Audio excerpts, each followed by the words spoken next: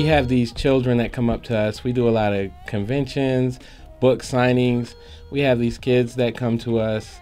And we had one guy, he came up about 10 years old, and he just kind of like freaked out at some of Marcus's illustrations. Like literally, he stayed there.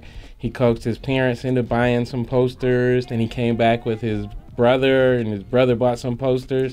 Those are the things that inspire us, because when we were kids, we didn't have that. We had, you know, maybe somebody that said, oh, that's a cool little story you wrote, or, you know, that's a decent drawing, but nobody that we could actually see that can make a living off of doing art and writing. There's a unique feeling when you actually see a young child see themselves in a piece of artwork that is completely fantasy. It's not real. These aren't historically accurate characters. These are made make-believe characters.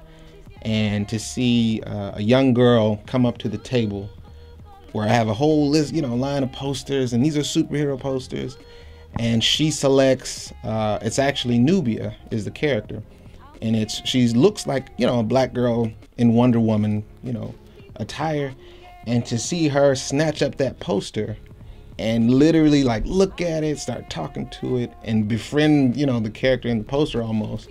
And she's like, this is the one I want. And her dad is like, well, we just got here, you know, don't you want to look at some other ones? And she's like, nope, this is the one I want. And sure enough, you know, her dad then says she dressed up like, you know, Wonder Woman for Halloween. So what she saw in that image was herself, because it was a young version of Nubia that I drew. And she identified with something she didn't even know the history of. And I was then able to explain to her father that this character was created in 1978. You know, she's been out just as long as Wonder Woman. She's never had a comic though. But, you know, now she's able to, I can share that image with a young child. This is a child no older than 5 years old, but she was able to identify it, and now they have a history that they can both kind of, you know, go and research and connect with. So that's huge. That's what's, you know, inspiring Tuskegee Heirs. It's just another vehicle for young kids, youth, to see themselves doing some great things, fantastic things. All make, you know, these are, you know, driving huge, you know, robots that transform into planes. That's fantastic. But they're still seeing themselves.